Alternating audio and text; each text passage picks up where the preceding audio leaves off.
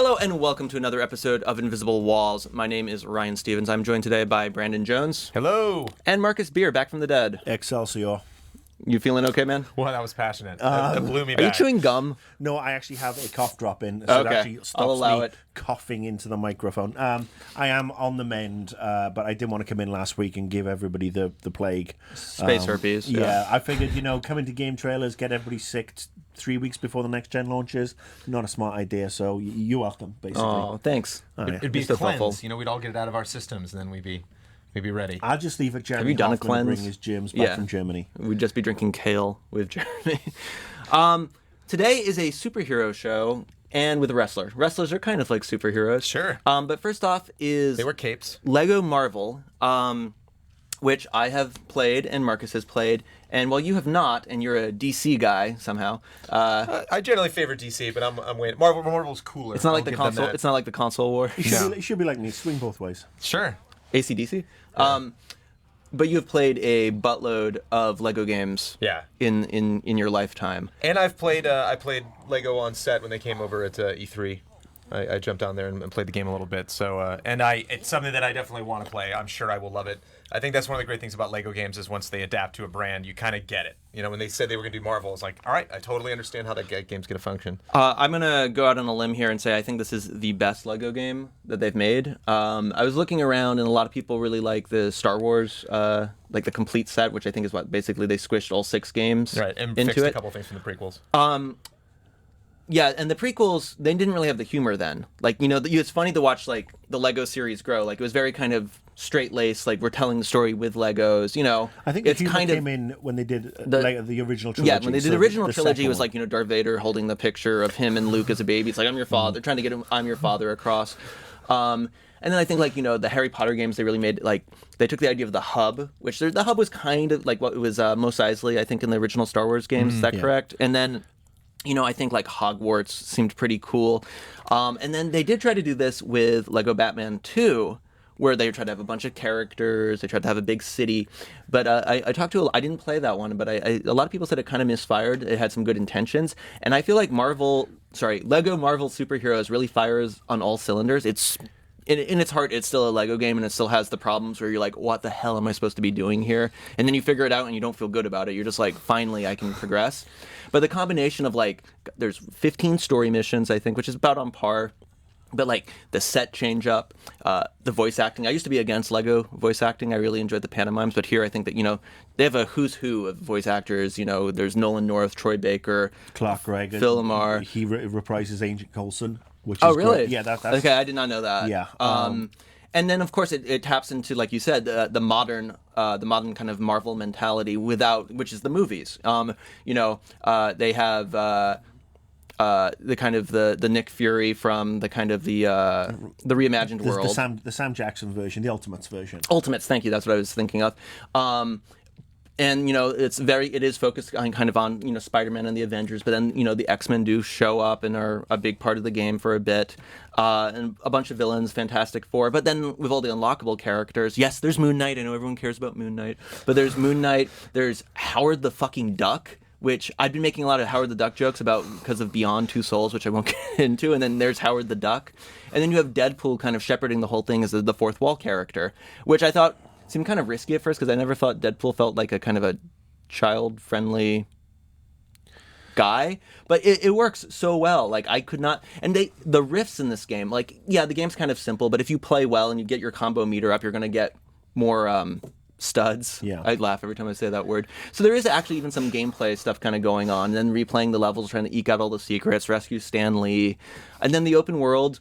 It's fun to mess around. All the missions are like a minute long, New York and they're is all huge. rewarding. New York is really huge. The first time I got to fly around New York, I'd got Iron Man, because he's one of the characters you unlock right away, and just putting the boost on and just trying to negotiate in between the skyscrapers, and then seeing how far high I can go, and then dropping down and seeing that the raft is here, and there's the Statue of Liberty is off in one corner, and there's the nuclear power plant. That there's was it Hammer? There's Oscorp, the Daily X-Mansion. Bugle. Yeah, you see the X-Mansion. I mean, all these things that are just you could see them. In fact, and it's not so much of a spoiler, but there is one section where you're going to take a boat ride and just listen to the commentary, because the boat captain is supposed to be taking you to a mission, but he gives you a guided tour. And he's like, off to the right, you'll see X, Y, Z. Off to here, and it is total fanboy service.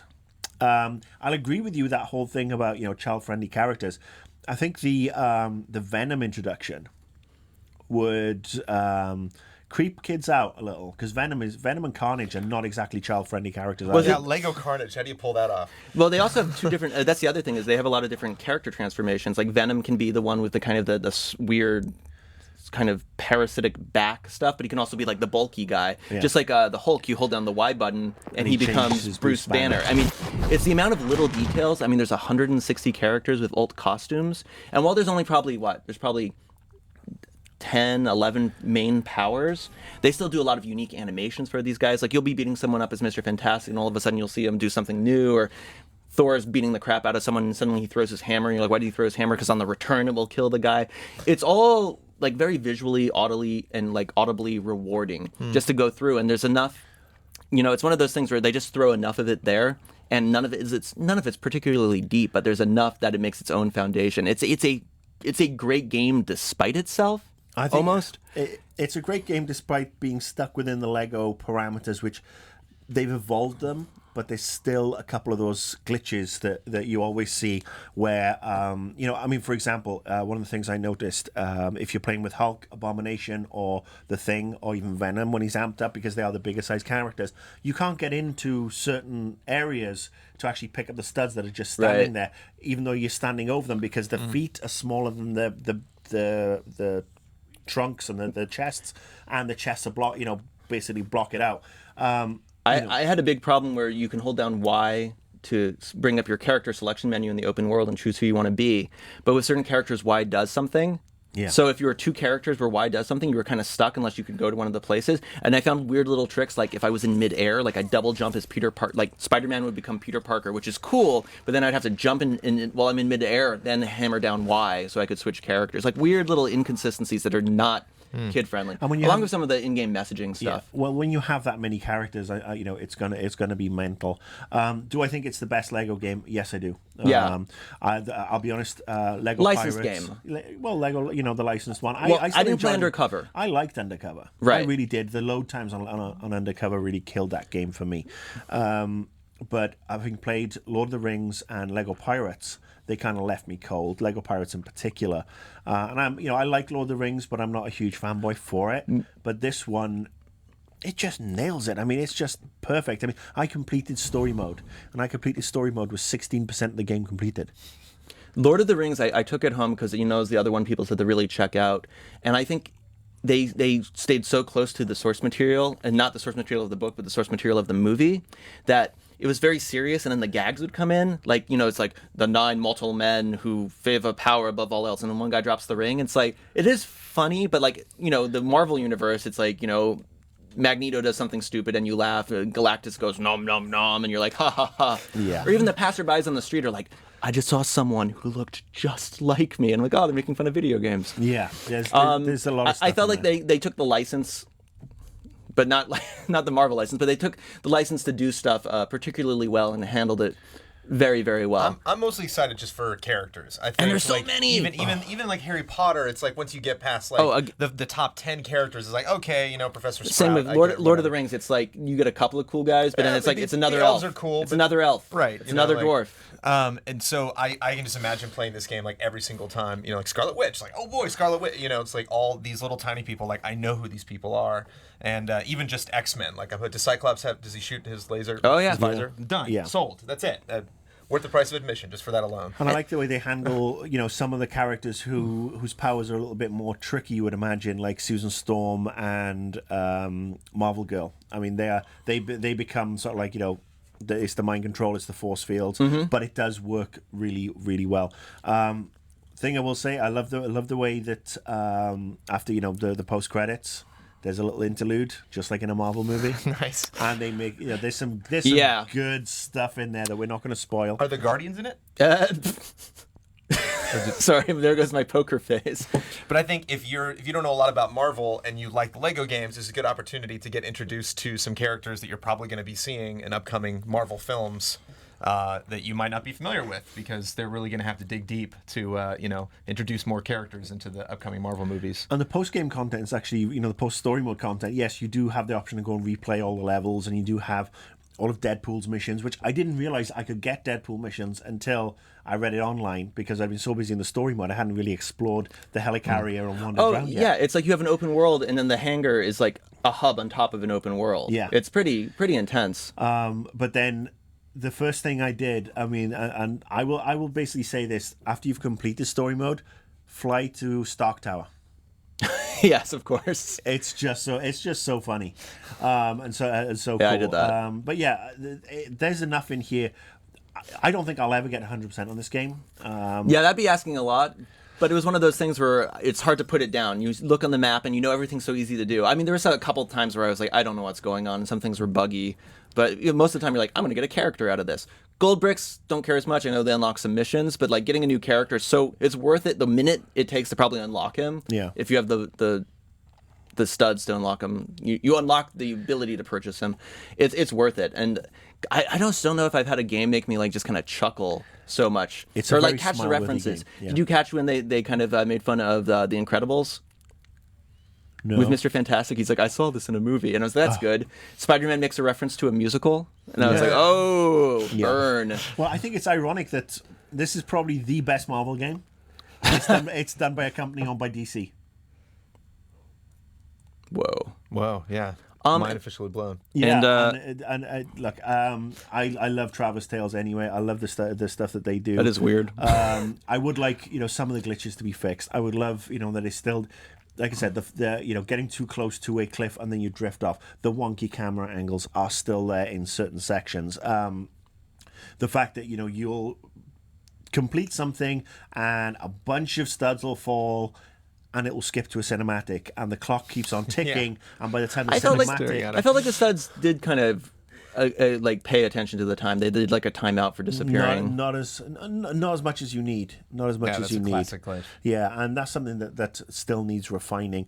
But other than that, I mean, it's like I said, I could see people playing this for months. I'm going back, and I've actually stopped playing Batman Arkham because I wanted to complete this one for today, and I'm going to go home and I'm going to carry on playing it, and then I'll get to Arkham at some point because I want to unlock a bunch of the characters that I haven't seen yet. Yeah, it is a pretty good game despite itself, I would say. And it's coming to next gen. It's coming to it's coming to everything. And don't pick up the portable versions. Not the same game. I got sent the portable versions. Haven't tried them yet. Not the same game. If you're going to invest in one, get it for the consoles. Yeah, it'll be interesting to see how the Xbox One version or the next gen versions look and feel, because I mean you can't really up the ante much. I'm guessing load times.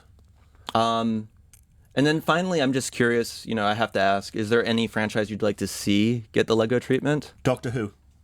Really? Yeah, I've said this time and again. I think, considering Doctor Who is he is non-violent and he doesn't go around, zapping people. I think with the puzzles and all the characters, I would love to see Lego and BBC Worldwide get together and give us a Lego Doctor Who characters and a game. I think it would be fantastic. Anything for you, Jones? It was always Lord of the Rings. And you got it. I should have had something coming into this. He's now waiting for the Hobbit expansion. See, right. We're definitely getting the Hobbit. I mean, there's no question. I want the HBO universe. So it'd be like Game of Thrones, and The Sopranos and True Blood all and together. And The Wire. Curb Your Enthusiasm. Curb Your Enthusiasm, yeah, but that'd be DLC on the disc. Larry David complaining. And Marvel's really good. I'm just upset Kitty Pryde was not one of the characters. Oh no! Out of all of those people, wow. Kitty Pryde's not in there? No. I found it interesting that there are characters that if you're just playing through the story mode, there are characters you won't get to see until way later, the final credits. But it's the general who's who. You get to most of the main guys. Yeah, I'm going back. Like I said, I want to unlock as many as possible and hopefully play with more. I'm hoping to see if you get more achievements if you play with a core X-Men team or a core Fantastic Four. Yeah, there's team. a lot of that stuff. The funniest achievement is when you unlock Howard the Duck. It says "really." Second best is if you play split screen. and you have one person as Captain America and one person as the Human Torch. I guess the actor played both the same guys. Chris Evans. And it goes, have we met before? Or something like that. It was pretty good. So yeah, I think, do they have Peter Porker in there? I did not see Peter Porker, nor the Watcher. That was the other guy I was kind of The hoping for. Spectacular Spider-Ham. Chris Baker, make it happen. You know who you are.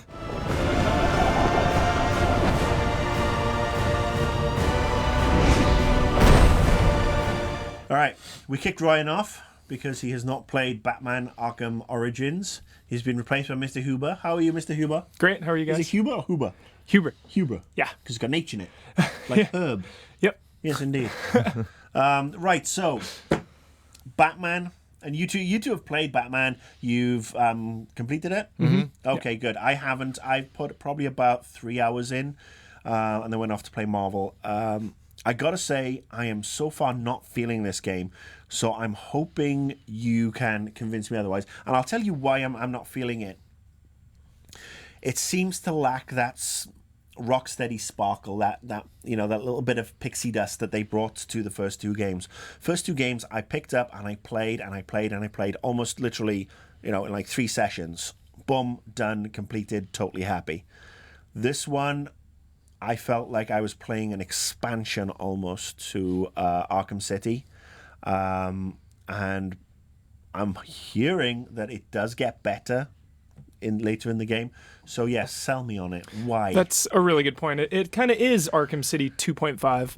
It felt very similar. I mean, we were going over a lot of the environments were repeated, like the courthouse and Right. the Joker's carnival area and all that. Like a lot of repeated environments. And they didn't really do anything new, which might be the only complaint I really have, is nothing is new to the table except like the crime scenes, which we'll get Right, into. and some new enemies, some new gadgets and stuff, but all that's really predictable.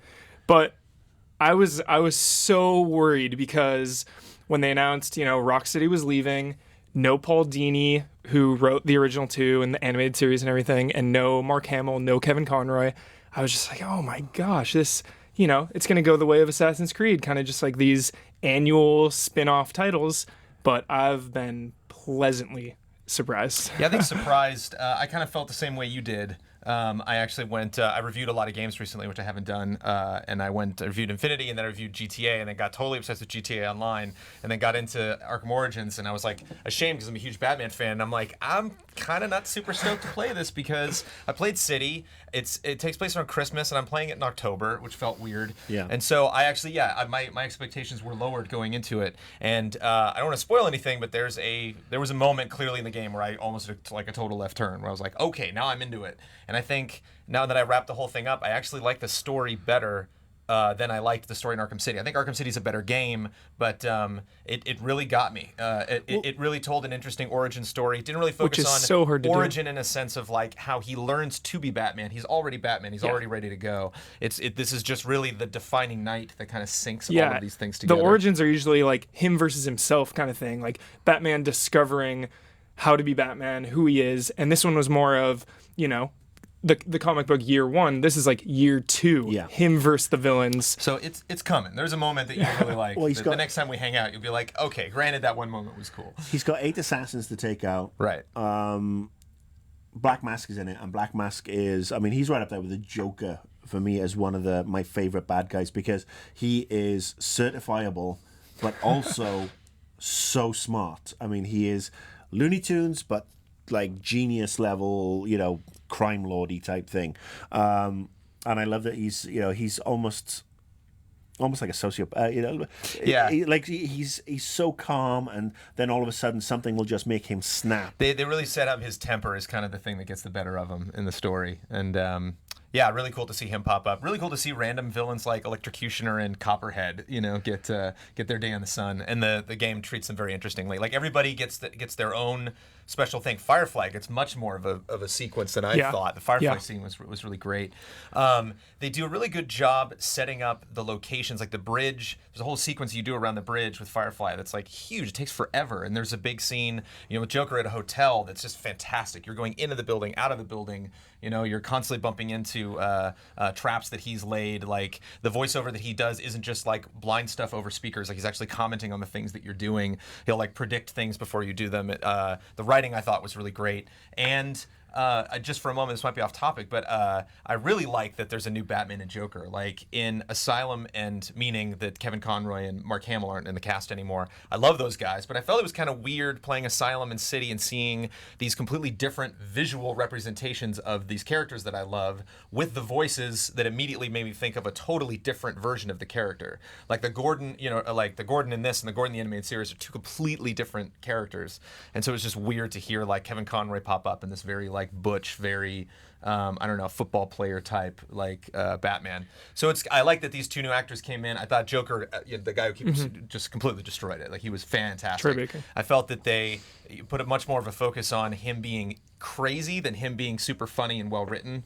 And I think that's kind of the Joker that we're used to. And this Joker was a loose cannon. I really liked it. I liked all the villains. I thought they really got a good highlight. Some obviously more than others, but all of that was intentional. So obviously the story does pick up, and you said it takes a left turn about midway through. About 4 or 5 hours in. 4 or 5. So I'm probably about an hour off. From discovering that. Let's talk about the gameplay. Definitely, because it does. Like I said, it feels like Arkham City. It is Arkham City before it got annexed off and turned into the Escape from Gotham, that basically. And that I think is going to be people's biggest drawback right away. And I mean, look, there's been issues with people not getting review code. A lot of outlets, have reviews going live today, but also a lot haven't had their review code yet. So people are thinking, on top of the lack of Rocksteady and the videos that have come out, it does look like, Arkham City. Is it worth it? I mean, this game is, it's made a rod for its own back. What is their gameplay wise to really pull you through? Well, the combat has been tweaked a little bit, I'd say. It's mostly the same exact thing. If you played Arkham Asylum, if you played Arkham City, the combat is there. Right. But there's one thing I love about it, and there's one thing I don't like about it. What I love is that they added these new enemies into the fights. You're fighting now ninjas and SWAT guys and guys with venom on their back, and each of those guys you encounter, you have to do different moves to break through their blocks and their attacks. And when you're faced with like 7 or different guys, you really have to think in your head. It's like, all right, I gotta use the cape on this guy. I have to jump around this guy and stun this guy. Loved it. But then there's a point in the game when you get the shock gloves, and it's kind of like a charge up. You attack enough, and then you can activate them mid combat. It resets every time, and then it just turns into square, because it breaks through every single enemy's attacks, and it kind of negates the whole variety of all these ninjas and venom guys and using different things. Is that a good or bad thing? I didn't like the shock gloves. I thought they could potentially break combat. I thought they almost did. For me, at least. And for some boss fights, they make it a little bit easier. Yeah. But you could just, ramp up the difficulty if you want to. I think one of the biggest selling points for me that, again, I didn't think of going through it, but really was amusing if you've played City. So if you played City, you're looking at this, you're like, this looks like the exact same game. I liked the story elements that surrounded the origin story. So, one thing that was really great about Arkham City was hearing all of these thugs talk about you and hearing these conversations sprout up. And they basically completely rewritten the script because it's now an origin story. So you have all these thugs who have never seen Batman before, who probably don't believe in him. And the conversations that you hear around the city are just fantastic. And you do get that right from the beginning. I do agree that is, the way they've rewritten that is cool. Is it me, or is the Arkham that we see in Origins, I mean, it's not just, similar to the Arkham we see in Arkham City. I mean, it just doesn't look has Gotham always been that drab? I mean, it doesn't look like well, there's no one around. Like curfew. That was my major disappointment, which there's so much the game does have. And it is so much like City that it's kind of tough to expect it to branch out that much. But it doesn't look any sparklier or newer. You'd expect it for it to be 15, 20 years earlier. That you'd expect a little bit. But again, it is night. It is in the middle of a snowstorm that's shut everything down. Everyone's there's the curfew, so everyone's like locked indoors, even though it's Christmas Eve, so like no one's shopping anywhere in Gotham City. But whatever. It kind of reminded me of Fear. I actually really hated not the emotion, but the game Fear.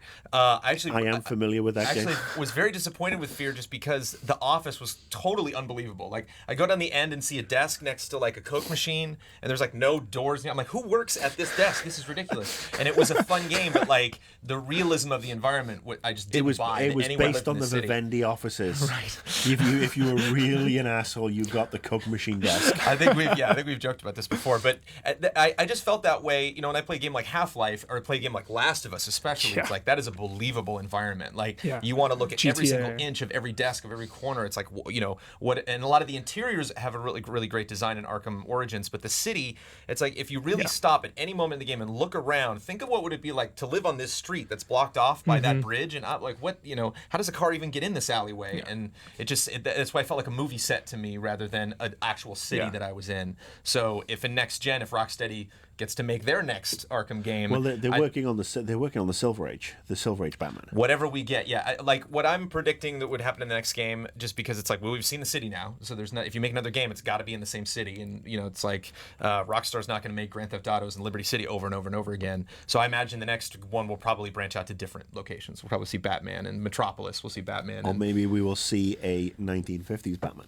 or we could do that. Yeah, there's Which there's could be lots of interesting. fun costumes that you can It's unlock. like I still to make haven't been them able look to do weird. that. I want to do that so bad. Right. In the city, just like flying through and like getting a perch snatcher, or like landing on a car Right. and like getting the cars controls away is from a big someone. thing. We need to have moving cars. Come on. Yeah. It's like, you know, It's a an snowstorm. open world game, regardless without moving cars, is pretty brutal. But like, you know, it's like every Spider-Man, you know, movie that they've made. When he finally becomes Spider-Man, he chases a guy in a car. It's like, you know, it's just how you like do origin stories. But I think that could add such an interesting dynamic, especially to Crimes in Progress, which they've added in this game, which are always just a group of people that you land in between and beat them all up. So again, the dialogue is different, which makes it fun. It's fun to just sit there sometimes and listen to them talk for 5 minutes, but that's really all you're doing is just All right, punching people. rate them in order.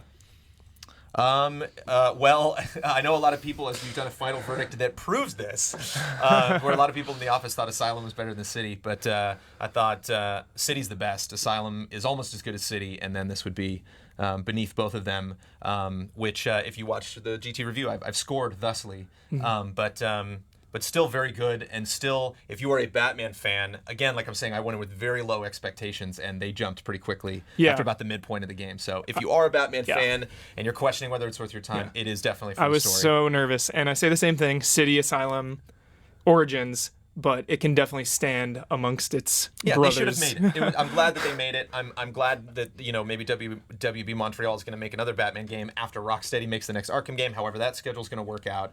But if they keep at this, doing what they did, I'm looking forward to, especially with this Joker they've introduced, this Black Mask, this Batman, this younger version of these characters. Should they take a year off? Are there nothing next year? Come back in 2 years with a new game? Well, it's been 2 years. It's been, the first was 2009, the second was 2011, and then the third is 2013. So 2 years. 2012 was a blur for me. All right, Yeah, 3 years. Well, I had to look it up. I was gonna, you know. I honestly find thought, for details some there. reason, I thought it came out last year. It's been 2 years. It's Yeah, the drugs. Asylum was 4 years ago, believe it or not. But Thoughts on the multiplayer? oh yes, and there's multiplayer. Thank you. Any Mr. thoughts on the Stevens. multiplayer? The multiplayer is really fun. I was actually just going to bring up multiplayer because you were talking about Silver Age, and I was playing against the developers, and the guy pops up out of a grate as Batman, and he's got the old blue outfit on. Like, made me. It's a good stun right there. It's a good way to, you know, to scare your opponents. Multiplayer is really great. Mike hasn't had a chance to play it. I just had 2 sessions where I sat down with the developers, and you're basically, it's 3v3 where you're either on Joker's team or Bane's team, classic, your standard third-person shooter. The bullets are a little scattered, but I'm assuming that gets better as you level up. But the real fun, obviously, is either being Batman or Robin, which are also in every multiplayer match, and that's really fun because, you know, swooping down from an alcove to take out a guy in the game is pretty fun, but like doing that to an actual human being is someone should at least experience And once. you get to be Bane and Joker. And you get to be Bane and Joker if you can get to around a midpoint in the match. A door will activate, and whoever can get there first and knock on it for like 5 or 6 seconds will get to have their person pop out. So it's kind of like a mad rush to this door whenever it activates. But it's fun. It's like, I like when you're Batman or Robin and when Joker appears, Alfred will go over the microphone. He'll be like, "Oh, the Joker's appeared! Look out, Batman!" And it's fun. Like it's fun. Again, the voiceover really brings a lot of great elements to the multiplayer and single player. But multiplayer is fun. There's only 4 maps, and it's just the 2 teams. I really thought there would be more than 2 teams. Yeah. Like when they DLC. first announced they had Joker and Bane, and I was like, oh, they're surely going to have a Penguin team or something. And it's just those 2, and it's just 4 maps, which like are kind of different, but are mostly dark and steamy and lots of shadows and corners and stuff. You can imagine. So, do we need another Batman game, or is it time to go Justice League? I need more Batman games. I love this format. I don't think I think there's something to be said for just the amount of stuff that they put in the game. It's like, yeah, it's very much like Arkham City, but like all of the cinemas are new, all the boss fights are new, all the content is new, even though the city looks very similar. So I had a fun time going through and collecting all this stuff. It was clearly labeled on the map, so I can, there wasn't like any Assassin's Creed just blind searching for stuff. We need the Metal Gear Solid 4 of the franchise. We need old Batman, like 65 years old. Rocksteady needs to change it up. They need to add some gameplay element to it that's going to be different. Dark Knight Returns that'd would be amazing. Yeah, awesome. I didn't even think about that, and then Mike brought that up the other day. Like, what if Rocksteady did that? Like Batman coming out of retirement. I'd also go for No Man's Land. No Man's Land is great. Gotham is totally leveled by an earthquake and cut off from the rest of the world. Like Warcraft Cataclysm. Yeah, great way to shake it up. Again, these are all possibilities, and I really like.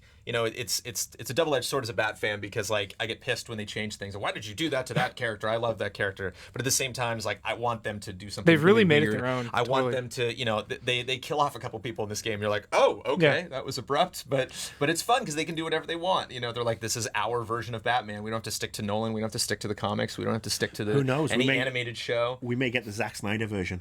And on that bombshell. We got 1041. Well, I do want to say that I don't hate DC. I actually really like the DC animated universe. Whoa. But I think I'm going to play some Batman. I definitely want to check out the multiplayer. And finally, here's the wrestler. We had a guy stop by, and Kyle and Ben decided to interview him, and it was pretty interesting. He's pretty into video games. So without further ado, here's Austin. Hey everybody, Kyle and Ben here. We are doing a tag team interview with Austin Aries, who you can watch Thursday nights on Spike on Impact Wrestling. Austin, it's great to have you here. What's going on, guys? Little tag team action here. Actually, it's kind of a handicap match here, 2-on-1. But very handicapped. I think I can handle it. I feel like I have to ask the most cliche question of all. What is your favorite game? I got to go with Madden football, man. I've been playing it since I was a little kid, and probably second, I always like the NBA 2K games. So I really play a lot of sports games, a little bit of Grand Theft Auto in there, a little Rock Band with the right people. So, but I got to go with the sports games, Madden and 2K. With sports games, for me, one of the exciting things of like next gen about like a PS4 and Xbox One is seeing those games. Like, you want to see what the Madden looks like, you want to see what the 2K NBA 2K looks like, because it's like the most direct comparison you can have of what you used to have and what you have now. Are you excited about next gen? Yeah, man. I'm hoping it gets a little more, user friendly. A little more. I'd like to actually get in the game. I think we were talking about before we came here. The idea of actually maybe putting on a mocap type suit and having a full visor, so where it's actually like a first person. Now that's probably not going to be the next gen, but maybe a couple gens down the road. But you want to do that in like Madden? You want to be like a football player? Hey man, video games are awesome, but a lot of the kids are missing out on the exercise and getting off their ass.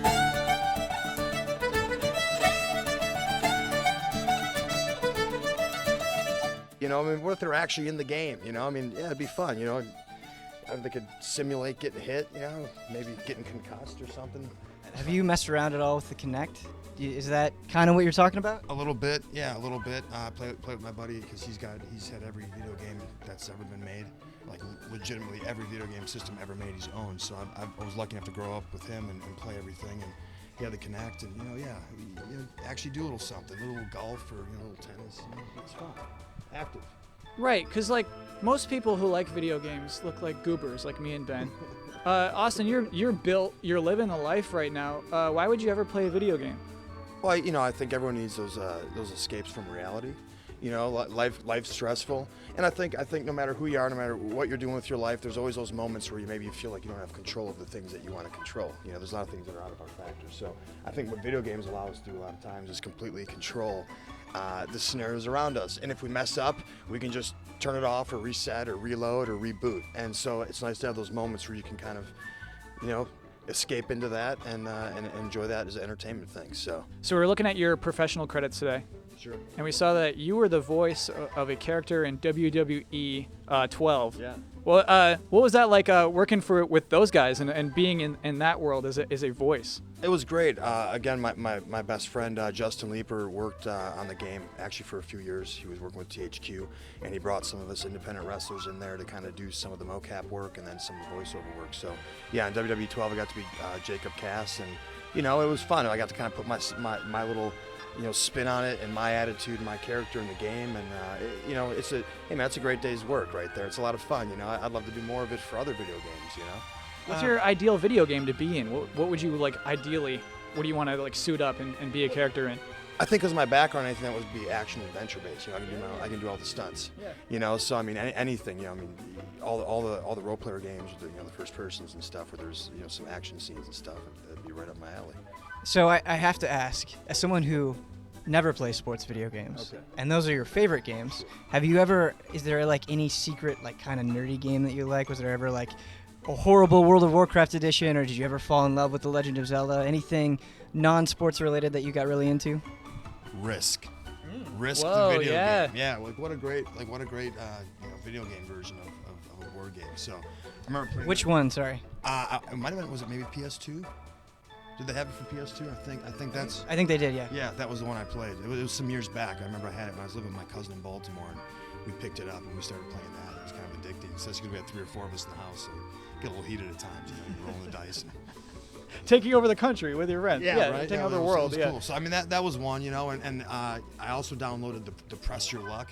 Remember that game? No whammies, no whammies, no whammies. Yeah. There's no So- way that's a game. How is that possibly a game? It is. You can get it on the PlayStation Network, man. It's awesome. Because I remember watching that in USA. It was like the corniest game show ever. But I was like, I can buy this for like $6. I had to pick it up. Just no whammies, no whammies. Stop. Like, oh, come on. So I think that's the reason that show was good, is that like you like watching someone get the whammy, right? Yeah, and then remember, the old dances and had like the broom and stuff. Yeah, it was a cool game.